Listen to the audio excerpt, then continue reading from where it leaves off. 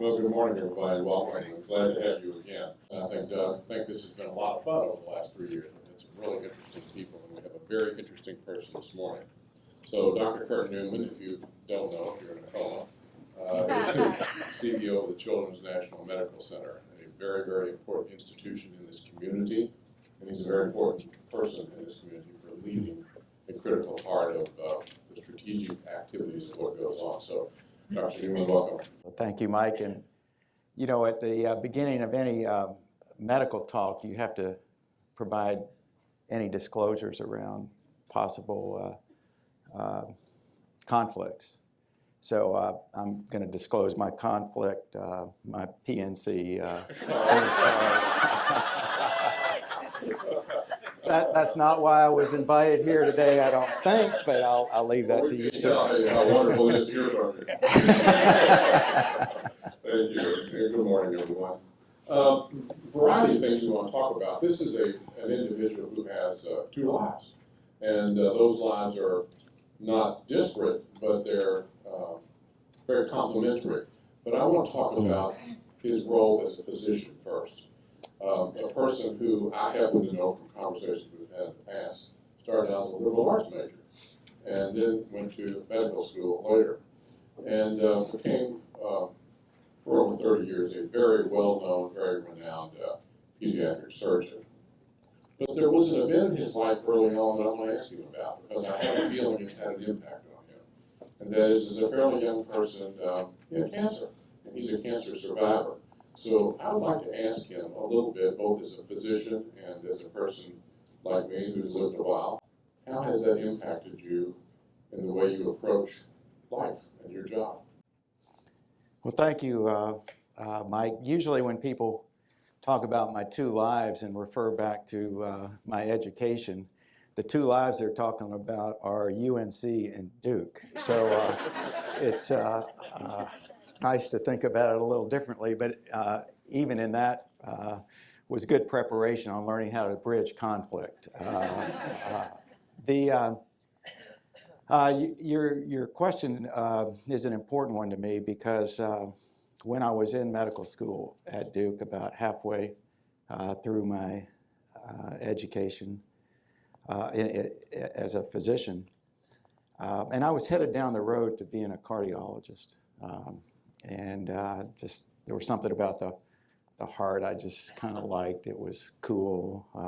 It beat, you know. There was just the physiology of it just seemed to make a lot of sense. And medicine, the internal medicine part of it was fascinating and challenging.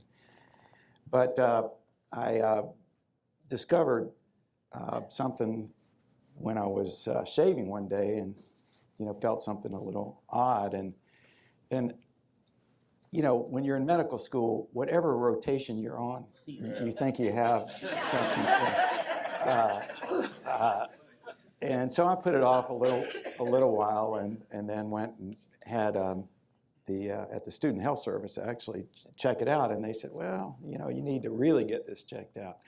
And that started an odyssey down the road of becoming a patient in the very medical school that I was, learning in, and that created a lot of sort of odd circumstances.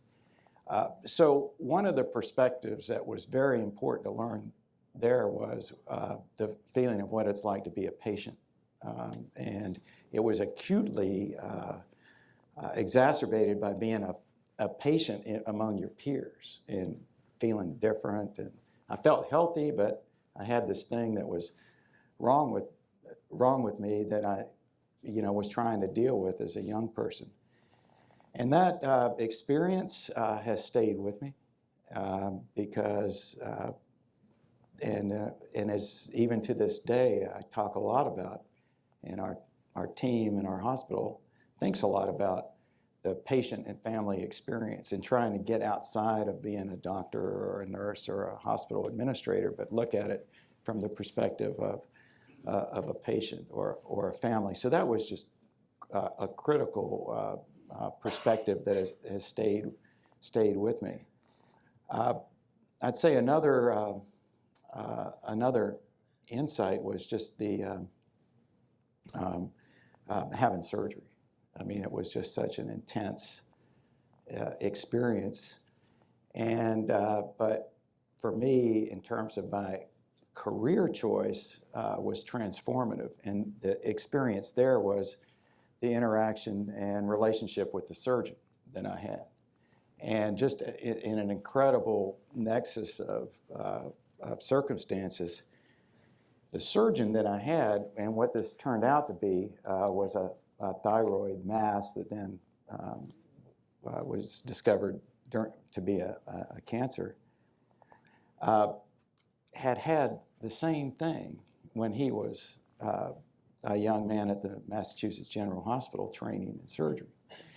And the way he related to me as a patient, and he showed me his scar and told me I'd have a long life, and and I'm sitting there, scared, worried. It was hard for me even to say the word cancer in the same sentence of my own name.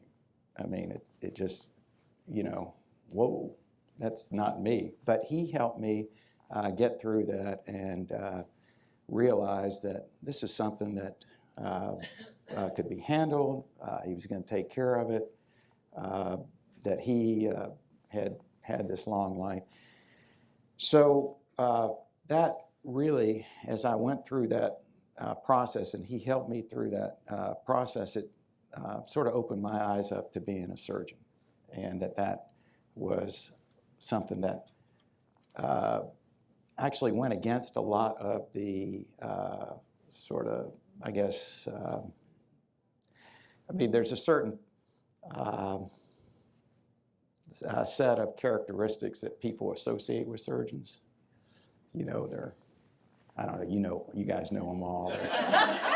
They're maybe ego plays into it a little bit, or, they're hard to reach, or they're, kind of set in their ways, or that kind of thing. But he had this real personal side to him, and also I could see, and being at Duke, the academic side of and the discovery and innovation and creative side of surgery that was really interesting to me about how these doctors could bring the technical side of it into the personal side of it and put it together. And that just inspired me. And so I changed course. It was late, but I changed course and decided to go into surgery. And, that's what I did. Probably all of us in all of our careers today are morphing through extraordinary change. Probably no one has gone through more change than physicians in the past 30 years, who were sort of independent, could deal with patients in hospitals and insurance companies as they wished. They were not held hostage by insurance companies as they are today.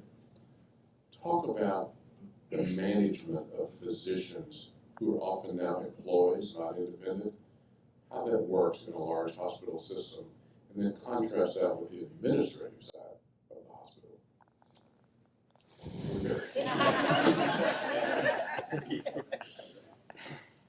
Well, there has been so much change and disruption in healthcare, and I think everybody in the room is, senses that and feels it.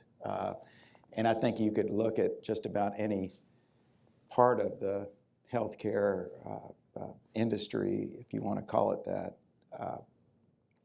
that has faced that type of change. But I think physicians have probably experienced it the most acutely, but maybe second to patients. I think really when you look at it, it's probably the patients that have experienced it the most. But in terms of their work and their careers, certainly physicians. And I think that has had a lot of impact. So when my generation of physicians, the work and the way people were going to work is very different from what people coming out of medical school now face.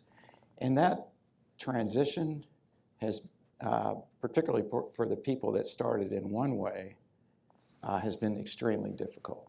So if they were thinking about private practice or thinking about a research career, any of those pathways have been totally changed and disrupted, and that's really hard to contend with if you're a physician. Do you see that in the morale? I mean, how much of your job is keeping great doctors engaged, great doctors motivated, and what tools do you have to do that in a hospital? Or are you more of a cheerleader than a manager with it? Yeah, so then on the other side, the young people coming out of medicine now are very different. They're maybe even more idealistic. They're more committed to change, but the careers they're going into, they kind of have a sense. So there's this divide. So my job as leading a hospital, and we employ most of our specialists, is to motivate and lead and get people excited and remember why they went into medicine, and try and create models of care and career paths where they can focus on that.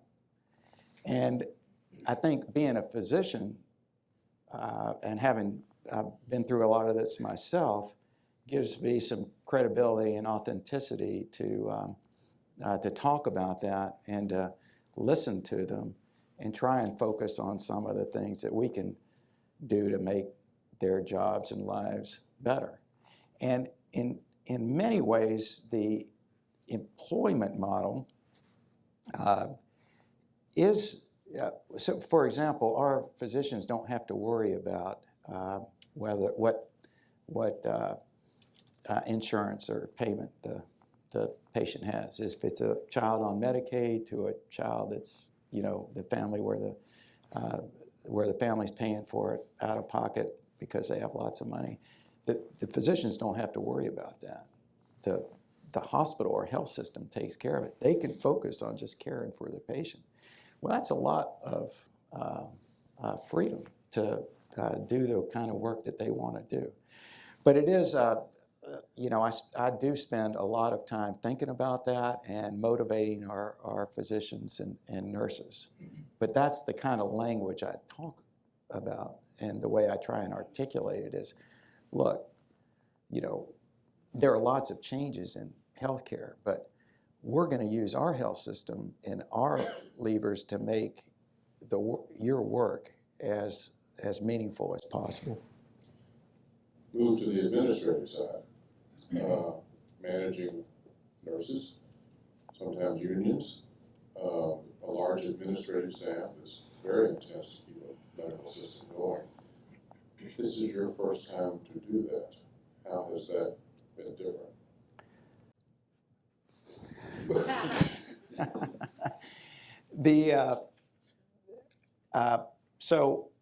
I did not intend to be a hospital CEO. That was not my plan. Being chief of surgery at Children's was sort of the apex of my career, and something I had, not necessarily at Children's National, but it was a focus direction that I wanted to go and lead a surgical department for children somewhere. And I had that opportunity at Children's National, and I loved it, and we built the greatest pediatric surgical department in the country, if not the world. And that was where I was really enjoying that.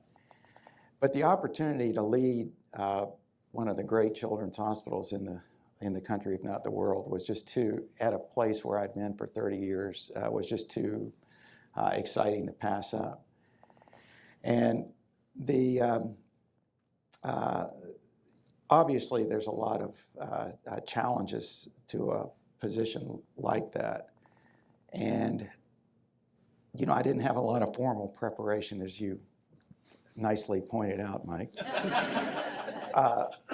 But I had a lot of informal preparation that, in retrospect, if I'd been really thinking about it intentionally, there were some things along the way that were very important. I mean, one of them was being a physician and having that credibility and authenticity to have worked everywhere in the hospital, emergency department, clinics, community, research. So I knew the organization.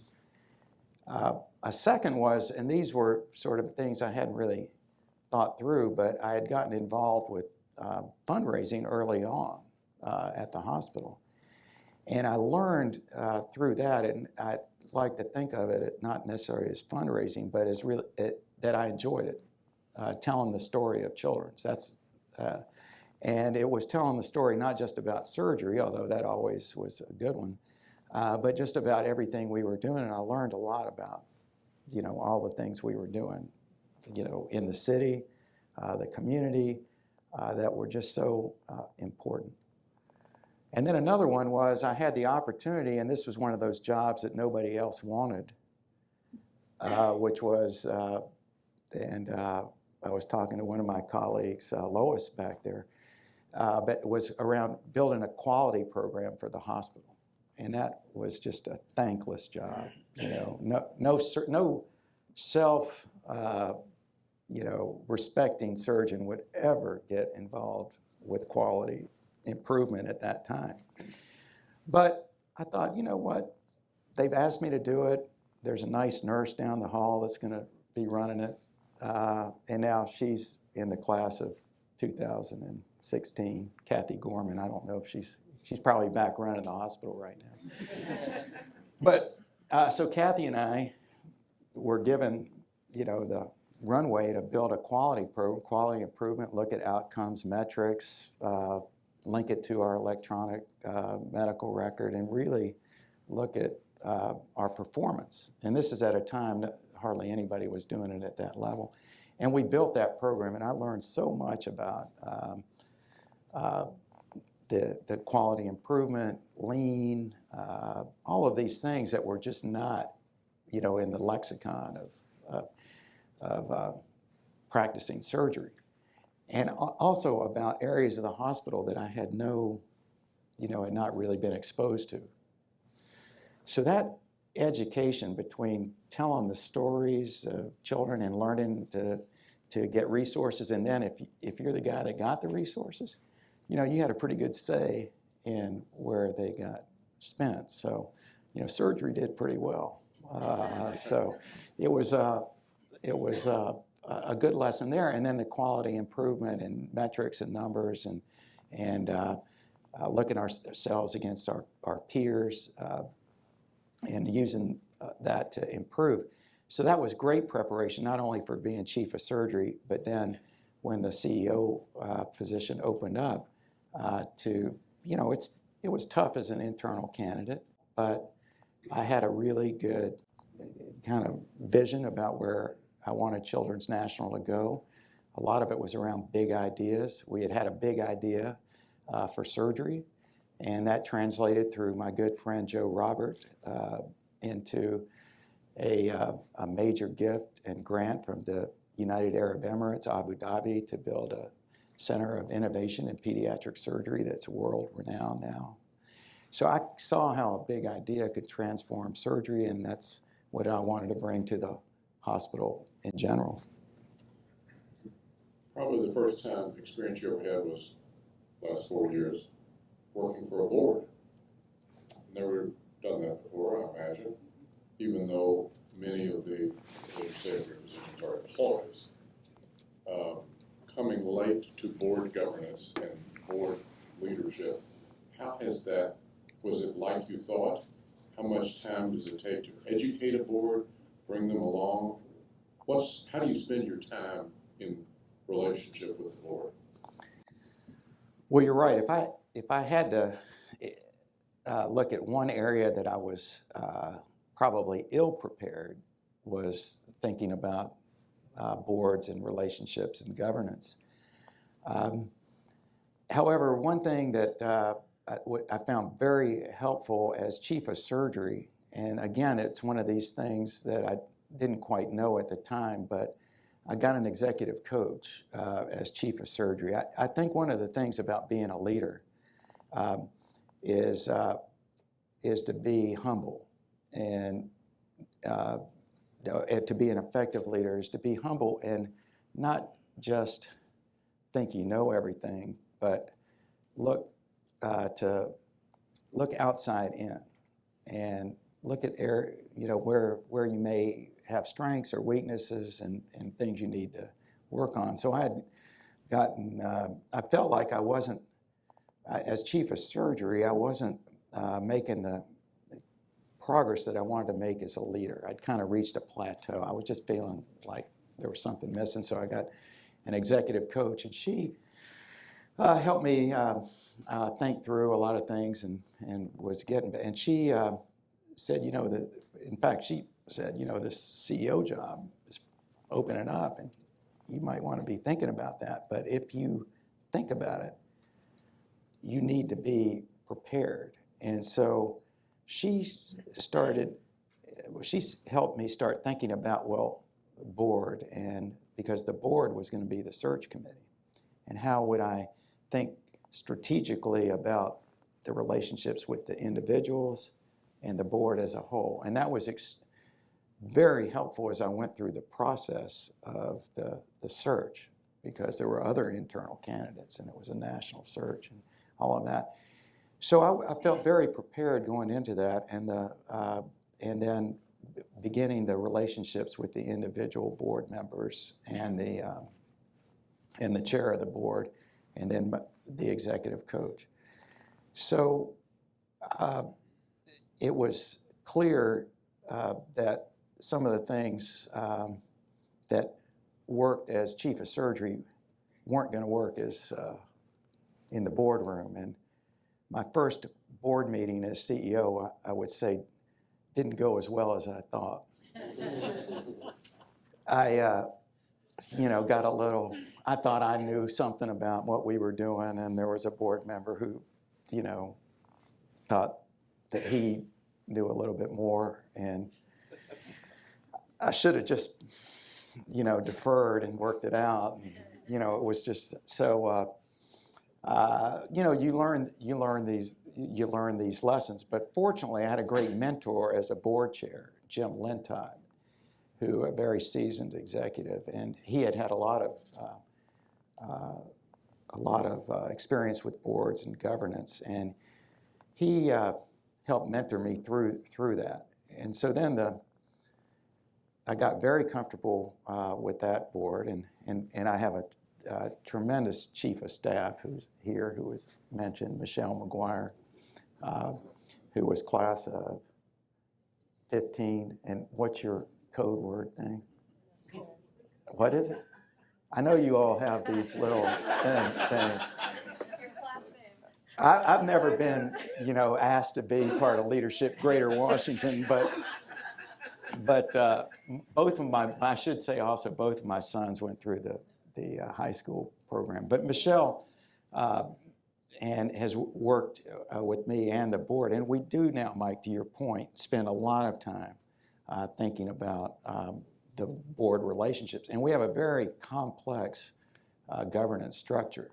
So people think about Children's National and they think, well, it's the hospital. But we basically have a corporate board that's almost a holding company for a lot of our things. We do have the hospital that everybody knows, and 600 or so doctors, 6,000 employees, but we have lots of clinics in parts of the city where there's not enough doctors. We've got 3 major clinics in Ward 8, plus we run an emergency department over in Ward 8 on the United Medical Center campus. We've got joint ventures with Johns Hopkins over at Sibley and with Inova in Virginia Hospital Center. We're down to Fredericksburg, out to, we run some programs out on the Eastern Shore at Peninsula Regional up in Frederick, and now we're international.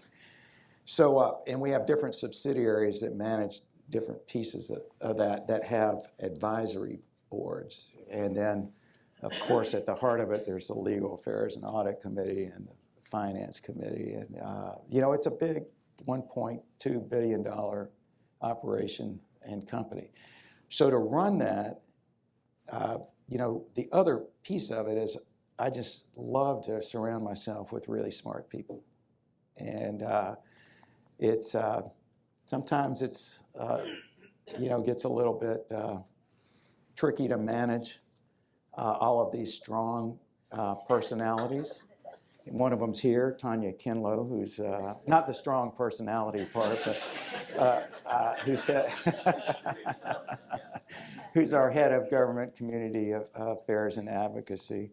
But and I get to sit back and just enjoy and take all the credit and enjoy the fruits of their labor. But what's the biggest surprise being the CEO versus a constructive partner critic?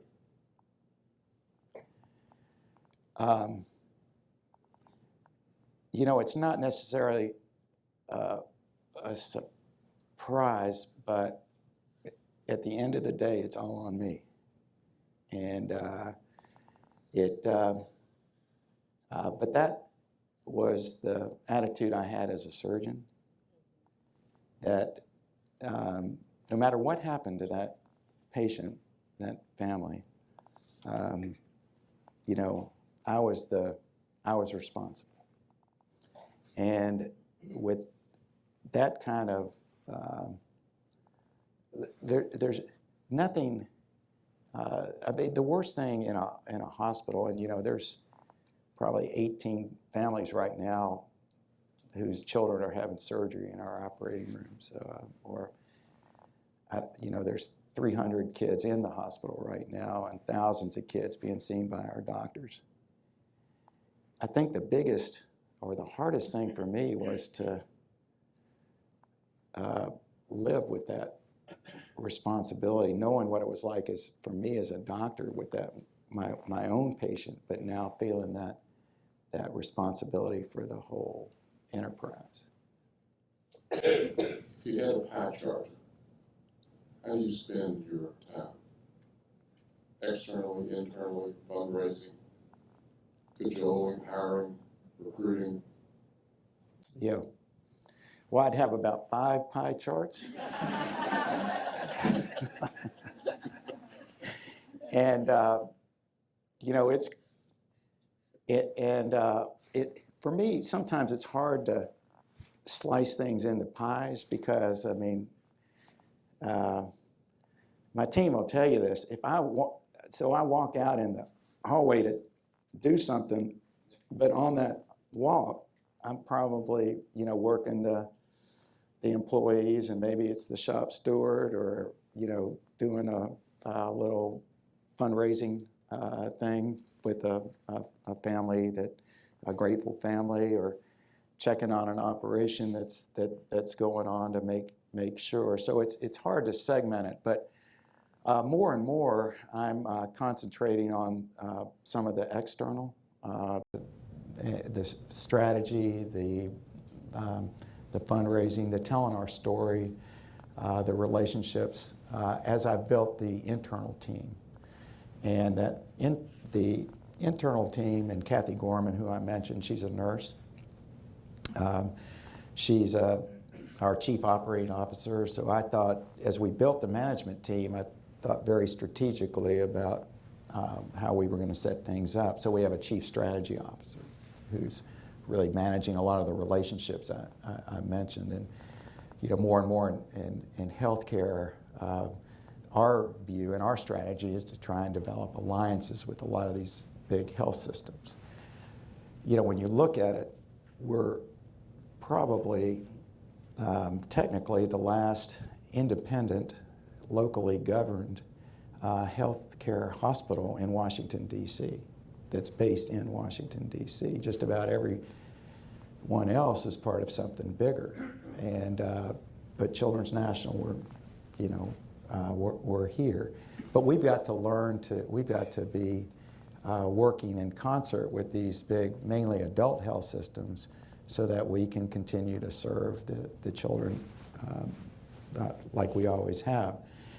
So building the team, chief strategy officer, chief operating officer is Kathy Gorman. She's a nurse. I wanted the operations to be aligned with our nurses. and our nursing care. And, when you think about a hospital, everybody always thinks about the doctors, and we've got great doctors. Can I do a little bragging? Is that fair? Okay. People always do. Well, we're U.S. News and World Report, top 10 children's hospital, that's big. I don't like ratings, but it's easier to criticize when you're in than when you're out. So we are top 10, and and Washington should feel proud to have a top 10 children's hospital. Boston, Philadelphia, Texas Children's, those are our peers. We just yesterday got top Leapfrog Hospital. That's the business community that looks at quality, safety. It's a really difficult metric, and we're one of the top 12 children's hospitals in that. But the one I'm probably most proud of is Magnet, which is around nursing. Only 5% of the hospitals in the country get that. And people don't know that much about it, but it's probably the most rigorous thing you can get, and it looks at your nursing staff. And when you talk to people about their experience in the hospital, the thing they remember most is their nurse. And the nursing care that was given. So the symbolism of having a doctor as CEO, having a nurse as chief operating officer, as partners running a hospital and a health system, I think speaks volumes. And it's not just the symbolism, but it really translates and permeates through the institution. So back to your question about managing doctors. So they love the idea that that there's a physician in charge, and that's not the norm across the country. And the nurses love having a nurse. So we do have a nursing union, and we have very good relationships there. To your other question earlier, we do have the SEIU that our employees on the front line are part of, and have a great relationship there, because to really differentiate and lead an organization like this, people, your team has to buy into it. And so what I try and do is get to the place where that person came to want to work at Children's.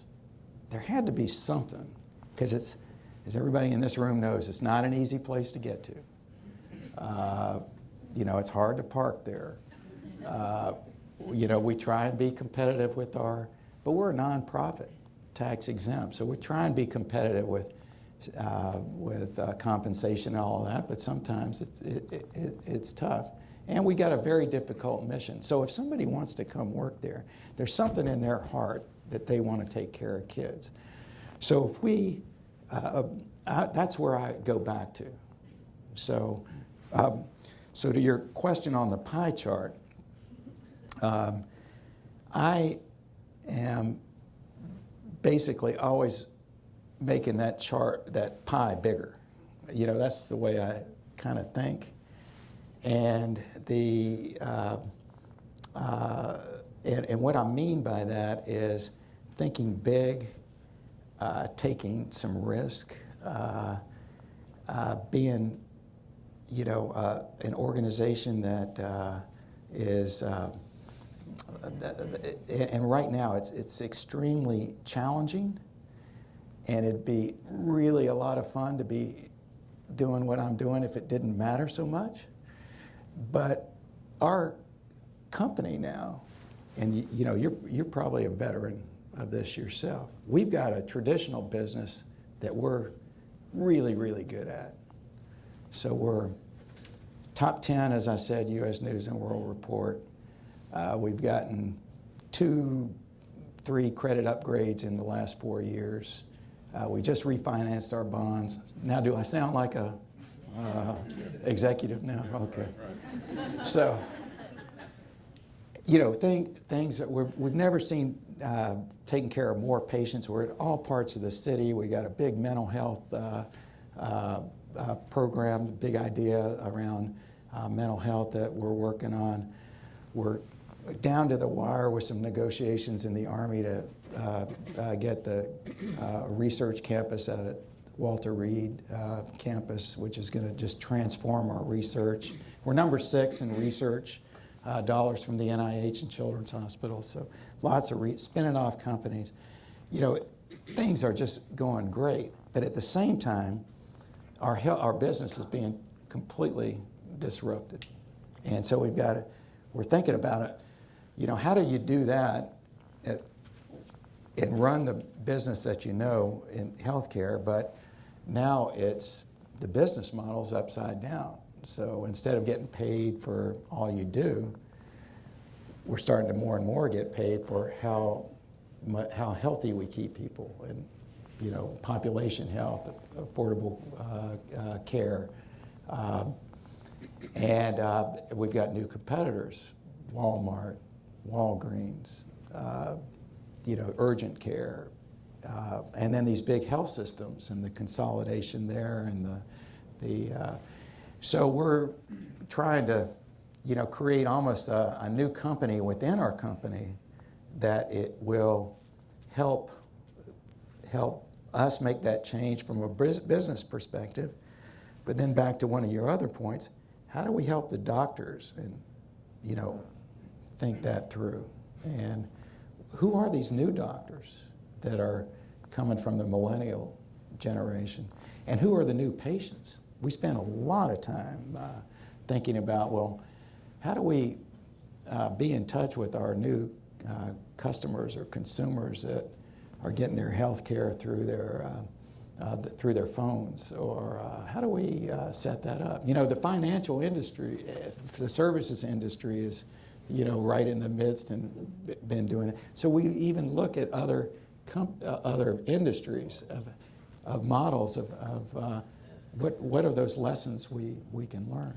You alluded earlier to the fact that your geographical presence is often dependent on partnerships with other institutions. Of course, we have MedStar and Nova, some of the Johns Hopkins, some of the behemoths, who are not altogether politely cordial with one another sometimes. Are you going to be increasingly dependent upon those partnerships for your work as sort of the lone wolf of independence here? Is this being televised? Yes. But so the way we deal with that, and that's a very, very thoughtful question.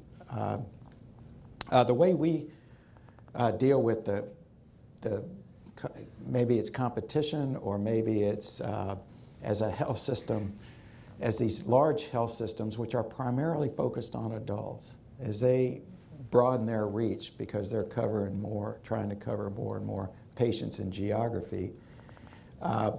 Our strategic approach is to build alliances with them because we're focused on pediatric care. So we don't want to compete in that with those health systems in pediatric care. We prefer that they subcontract or work with us so that we're so good at it that it wouldn't be in their interest to compete. Now that works to a point, and then there's times where we need to find different models, which we've been working on to cooperate and collaborate. That if we can provide the care at a more competitive price, or have better quality outcomes and can demonstrate that, then it would be in their interest to have us as their partner. And you know, that's working, but sometimes you find yourself competing and collaborating at the same time. And you know, it requires being able to, you know, have that sort of, and it's hard for people to do that. It's hard for our team to do that, but to, you know, think at one time, well, we're competing with this organization in this one area, but we're their friends in the other. So it's just a very complicated delicate time. But all of the ones you mentioned, whether it's Johns Hopkins, so we have a joint venture with them, and Sibley around bringing proton beam therapy to the District of Columbia. And Georgetown is also moving in that direction. But we thought for children, if we made that partnership with Johns Hopkins, to do that, we could build the best world-class, and it's a special type of radiation therapy for children that's good for brain tumors and spinal cord tumors. If we could do that here in Washington at Sibley with Johns Hopkins Children's Sibley, we could have the best place in the world. And that's what we're intending to do, and we're on that path. If you graduated from medical school 35 years ago, the technology, the delivery system, et cetera, is just unbelievably different. Whose responsibility is it to keep the education of the physicians when they're employees current with the criticism of drug companies and drug tech companies about having too much of a role in the federal, a lot of criticism of that, and some of the relationships that they've had with physicians? Who's responsible for keeping them current? How do you pay for that?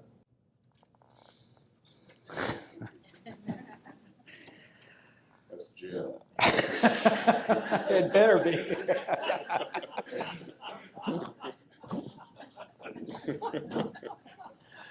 Well, you know, it's a, I think it's a big vulnerability in the way things are set up. And just the whole medical education and who pays for it issue, for example. You know, kids are leaving medical school now with such debt that they are picking different specialties based on, you know, how much, how quickly they can pay that back, or how much money they can make in a specialty to pay that back. We see that it's sometimes hard to get kids to go into pediatrics and pediatric specialties because they don't make enough money to pay back the debt. And that's very different from when, you know, I told you about my choice. Well, you know, cardiology, surgery, or could have been anything, and I didn't worry about paying things back. So that's one aspect, which is that, you know, who pays for it? And it just seems like such a, you know, would be such a great investment to make by our society to pay for people's medical education, and then find ways for them to do service to pay it off or whatever. That being said, right now the responsibility is kind of diffused, and there's no one clear place that holds the accountability or ownership of keeping people up to date or whatever. Now we, you know, so in our world, education is a big part of our mission. So we have residents and students. Our faculty is part of George Washington, but we also teach all the medical students at Howard in pediatrics, at George Washington, the military, and have fellowships. And the young people are so idealistic and motivated about medicine. In fact, I think a quarter of all the medical students in the country that want to go into pediatrics apply to our residency program. And the most popular part of that residency program is the community. You know, it's almost counterintuitive to what people think, but the young doctors want to work in the community, and so that's really refreshing. So our job, my job as a leader, is to find the resources. So, you know, part of why we raise $70-80 million a year is to do some things that we couldn't do otherwise. One of those is education, because we don't cover the bottom line on our education initiatives, and obviously a lot of it goes to uncompensated care. So, but the return on that is so satisfying to have it be at a teaching hospital. Again, people think of teaching hospitals, I think my take on that is that's the place you want to be, because not only are people being taught, the reason it's a teaching hospital is you got the smartest people there in medicine teaching, but you've got people learning and they're checking and they're bringing new ideas, and you just feel that you can just feel the excitement and energy in a place like that. So, in my world, I want to be accountable and responsible for that education. I want to have a place that is doing the really cool cutting edge things, that has a 3D printer like we've got that can help people understand the use of new technology in medicine. I want to have the research and innovation and the cutting edge. I want that to be a signature of our hospital. And then I want to be responsible for raising the resources to do. I don't want to necessarily be dependent on others, and our community's been good about that. So, I'd love to have anybody that wants to come out to Children's and take a tour of our research areas. I mean, we spun off, I think, 4 or 5 companies last year. This is the revenue stream we're going to be looking at potentially. So, there's a lot of, and back to your question about the doctors, when you can provide places like that for them to try new things and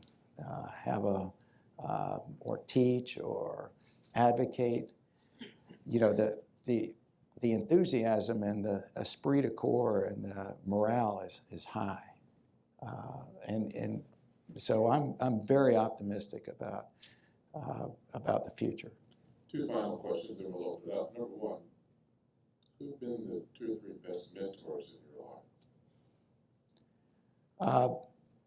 life? Probably 2 I can think of right away. One is Joe Robert. Many people in the room probably know Joe from, he was from his bootstraps guy here, dropped out of college, and then started selling condominiums and built a world business in real estate, billionaire, but never forgot his roots. And his 2 big things that he cared about, and he always stayed rooted in Washington, D.C., were education of young people and so that they could have an opportunity, and healthcare. And that was Children's Hospital. So I operated on his son, met him, and then I remember he called me in, and it was a big operation, and Joe was a father for his son during all of that. And he called me and said,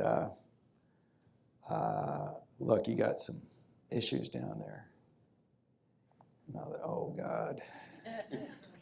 I could just see the letter he's going to be writing to the hospital president, and now I get those letters. But but he said, but I could help you.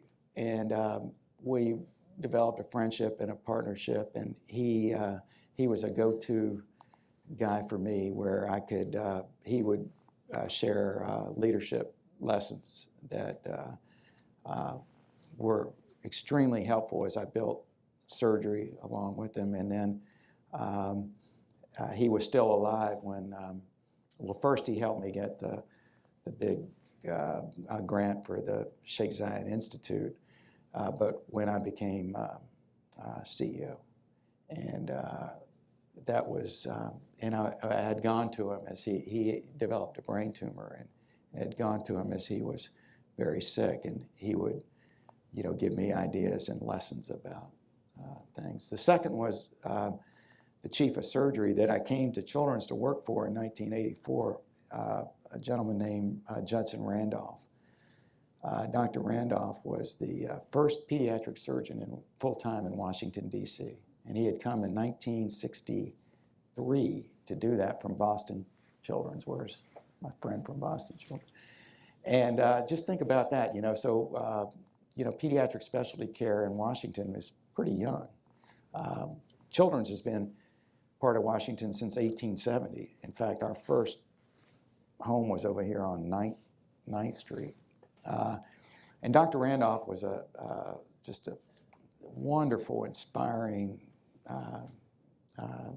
surgeon, but he taught me so much about being more than being a surgeon, about dealing with people, about connecting to the community, and about building a team, and also being humble.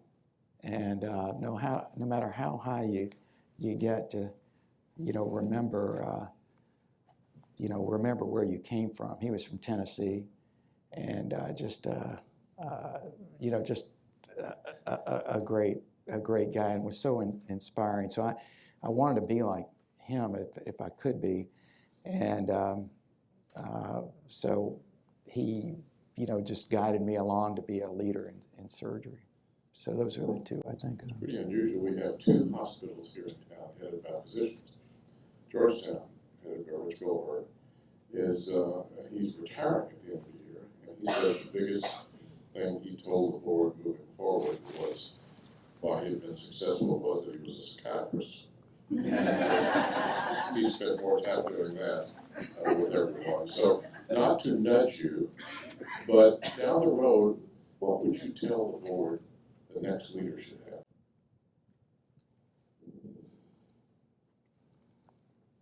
I'm sure you'll be asked.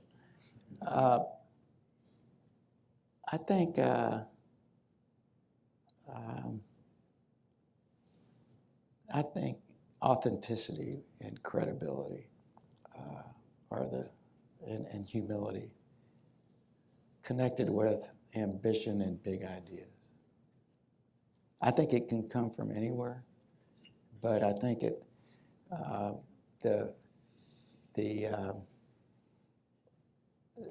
owning and knowing and being able to talk about not the business, but the care of the patient and the family is so critical. And that's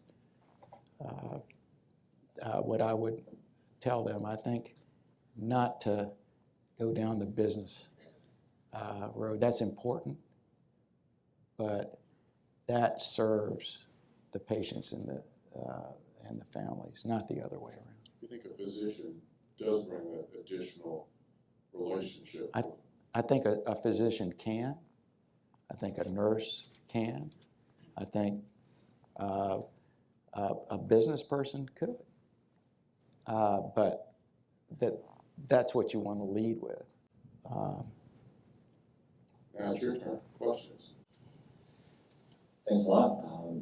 So my mom at 24 had thyroid cancer, my sister at 40, my dad died of cancer at 62. So I tell you all to say, probably going to happen to me, right? So my question is, when I go interview a hospital system, I don't think Yelp's the answer. So what are a couple things I should look for in a hospital to choose or take care of my life if I do that to it?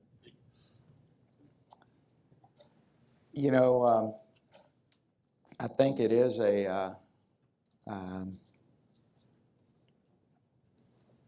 a problem and an issue about how to find the best care. And I get asked that a lot. And I've been in Washington long enough.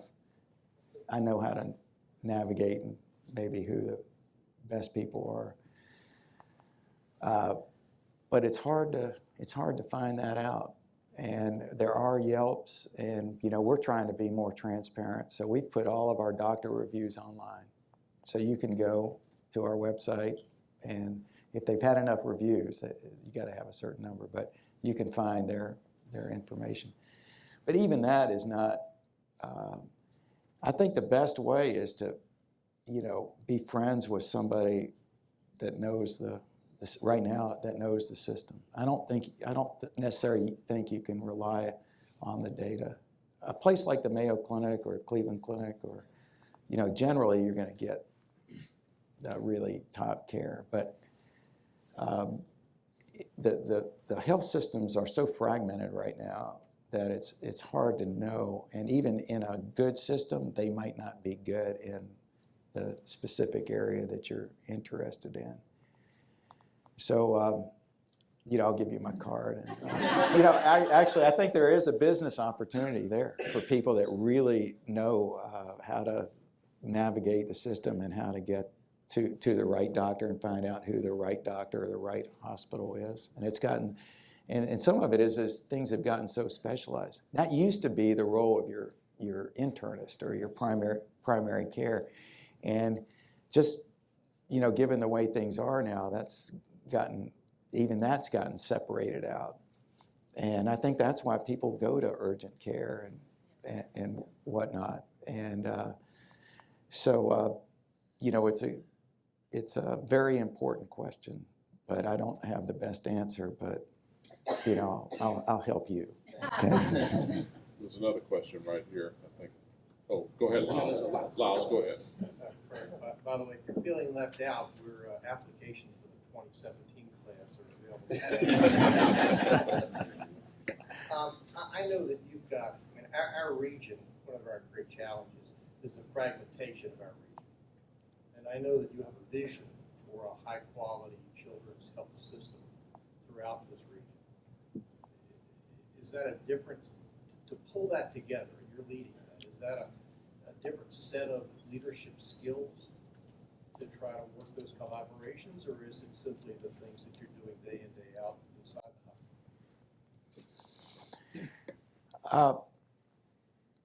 I think it probably is a little bit different set of skills, although at the heart of it, at the cornerstone of pulling off a strategy like that, you've got to be rock solid on your care, your quality, your delivery, access, because at the end of the day, in those discussions, you have to be able to provide something that is better or less costly, or something that another health system or hospital won't want to provide itself.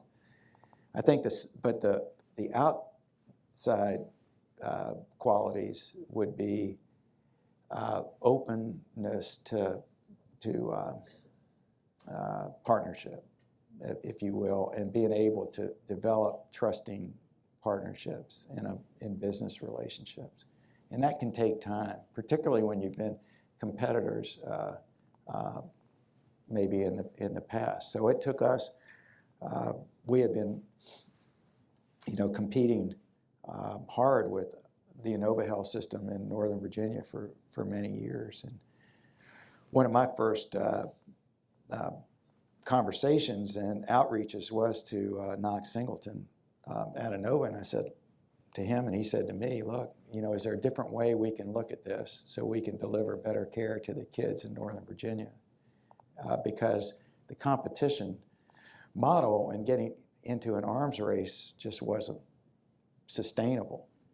And so we developed a joint venture and partnership, and it's in its second year, and we're making progress. I think we are providing better care together in Northern Virginia.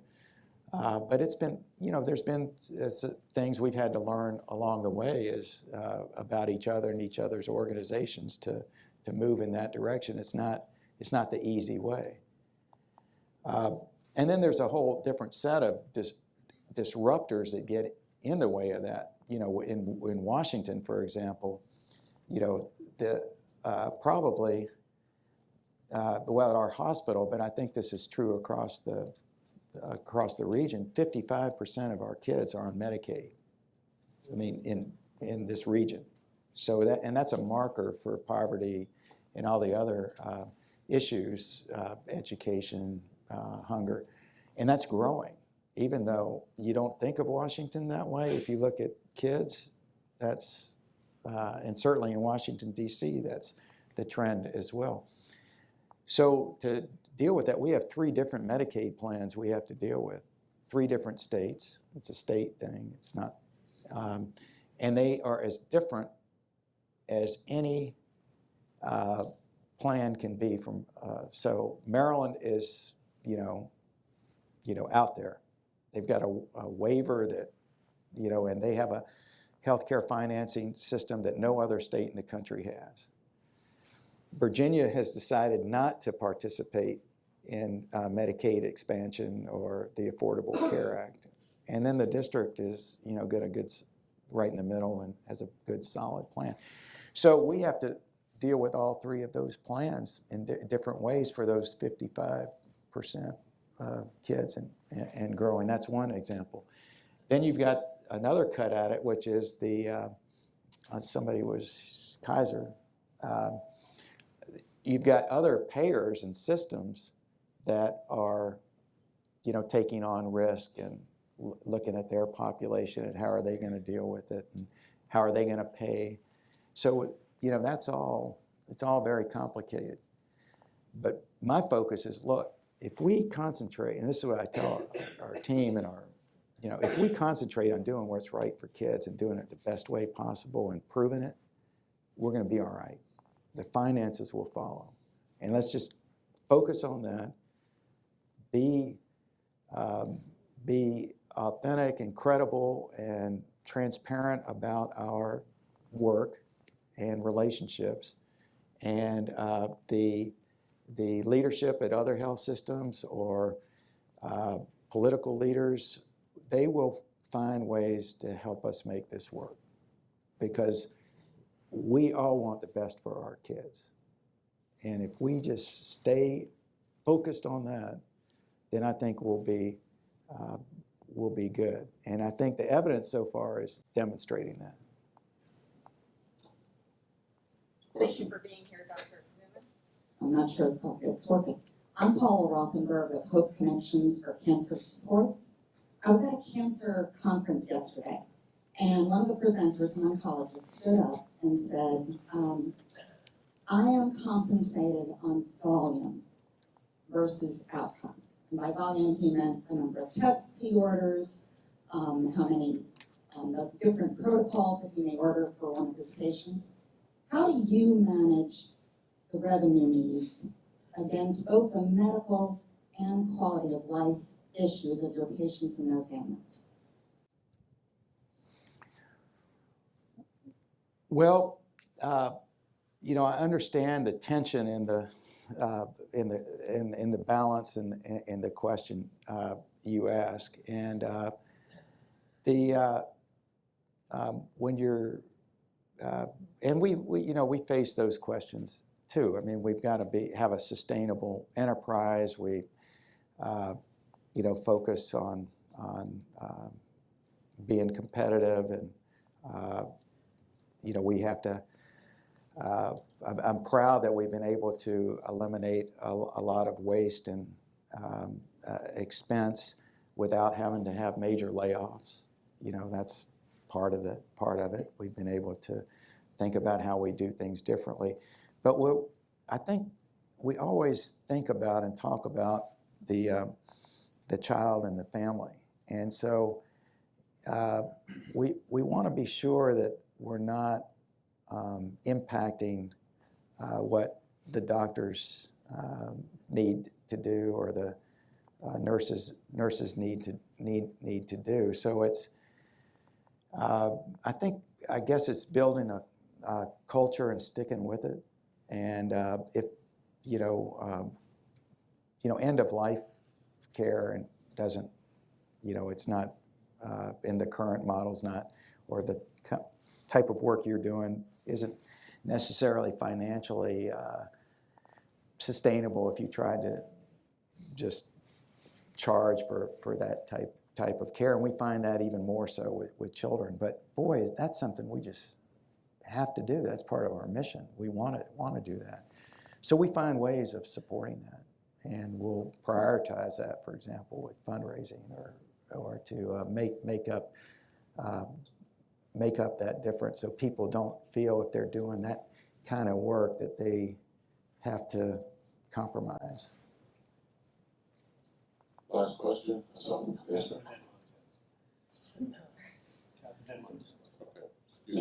In the theme of prevention, I'm curious what role you think that Children's National, as well as all large children institutions, could provide in the role of mental health and the prevention that we need, especially in the wake of all of these mass shootings, in the recognition that divorce is at a much higher rate today in terms of how it's impacting kids, and just access to information and technology at a much more massive level that kids didn't necessarily have 10, 15, 20 years ago, and how we potentially could either collaborate with an organization like Children's, or whether that's the role of someone else, so that we can get kind of these ideas that have been implemented in saving lives, such as getting babies to sleep on their back and having car seats for facing, making really a difference in day-to-day lives that is not necessarily at the same level of cancer or some other type of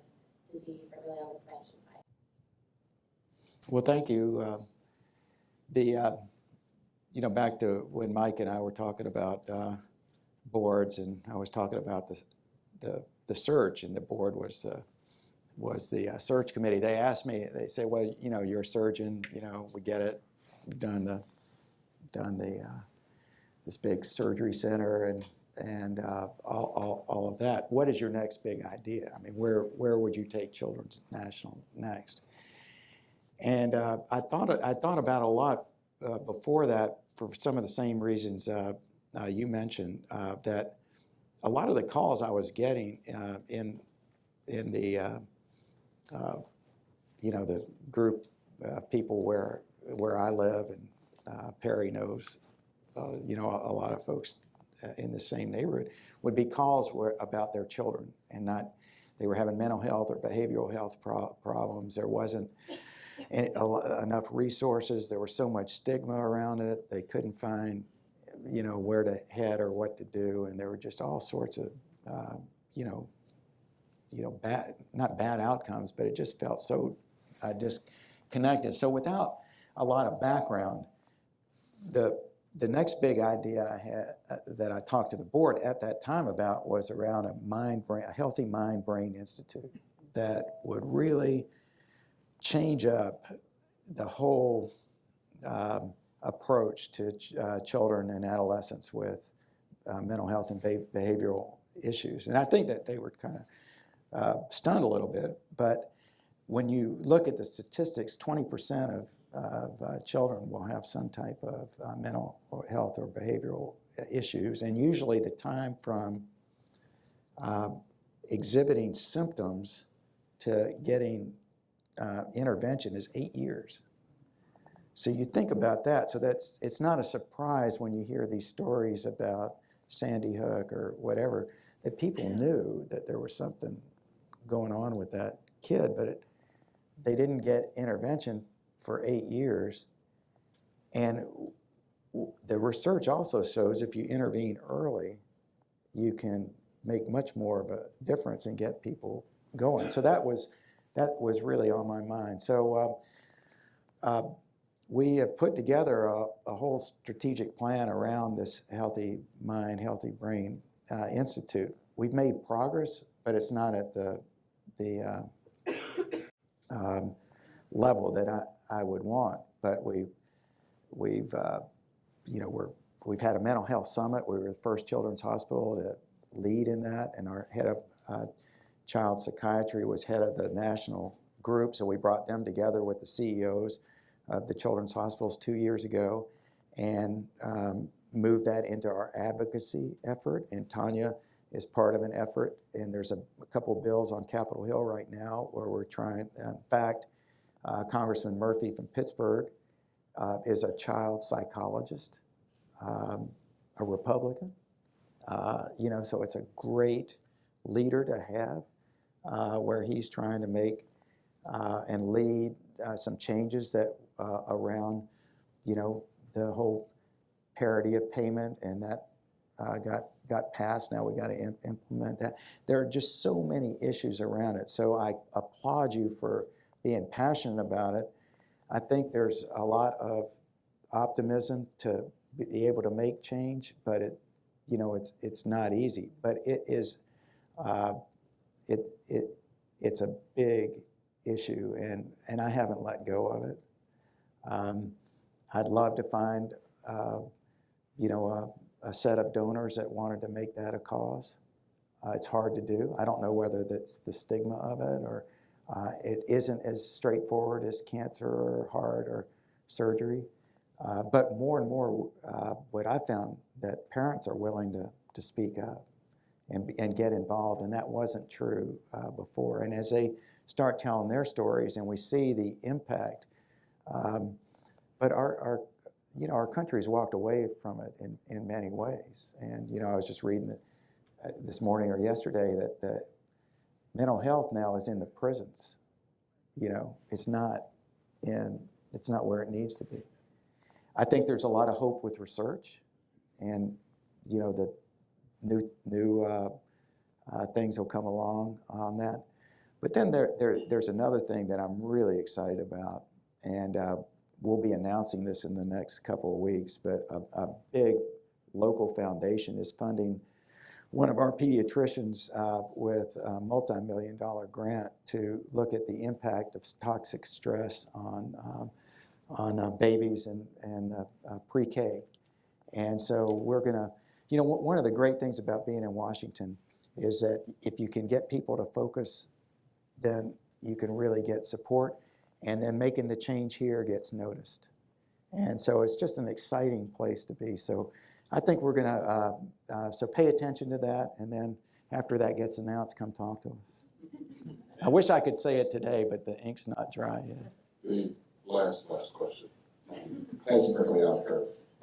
You mentioned debt and the concern that many people have in going into the field of medicine. They're graduating in $200,000+ worth of debt, and that's assuming they have college paid for.